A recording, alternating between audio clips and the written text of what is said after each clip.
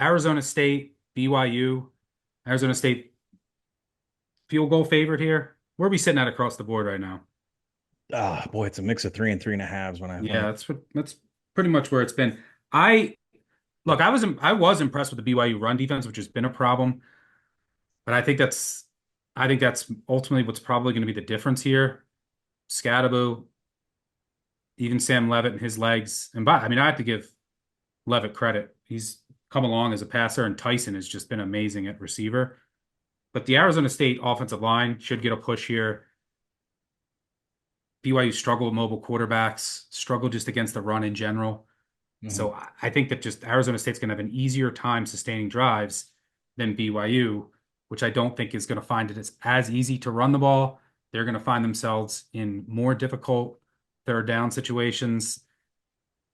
But we've probably reached like the top of the market on Arizona State. I Yep. I think three is like the perfect number. So I got nothing there. Do you have anything there? Yeah, I want BYU, but I think this number is going to move, and I think it's going to move in the way of Arizona State. What you mentioned from a market perspective, we're about getting to Arizona State's peak with what Kenny Dillingham has done, which a couple of games have been smoke and mirrors, right? I mean, Yeah, UCF. They should have lost to UCF. The right, 2 weeks ago, well, this is like a similar price range against UCF with the backup quarterback, and they should have lost. right. Um, And now so you're getting the one loss BYU team off of a loss where they should be uber focused. And this, I think the one thing that I liked in BYU's numbers is that Arizona State has zero pass rush. They're 133rd. I mean, there's only one team worse in generating a pass rush than Arizona State. Listen, we don't like Jake Retzloff. We haven't liked him all season because of inaccuracy, but he's going to get to take a nap and fix a sandwich in this pocket. The Sun Devils are mid FBS in coverage and contested catch rate.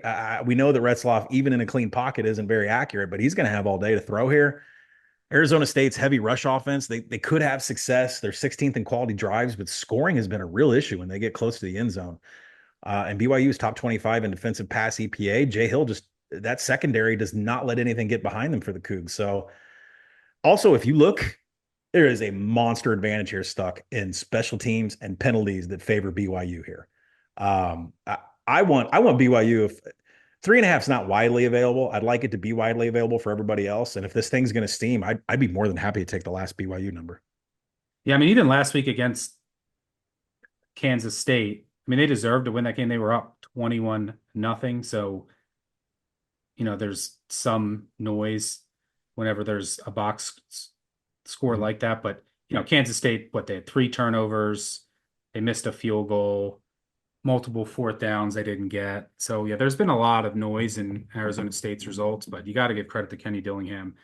At over, yeah, I mean, I think the correct line is three. So once it starts creeping over three, I don't mind the look at Because BYU on the BYU's bounce peak, back. because BYU's peak in the market was 2 weeks ago against Utah. That's when we were like at peak hate, right? Like this number should not be this, right? But they're 2 weeks post that, and everybody's kind of gotten them exposed, and the negativity that has kind of come off of our content. I think that's shared by a lot of other people about what BYU is, but Arizona State's the team right now that's getting the peak market that it's time to fade.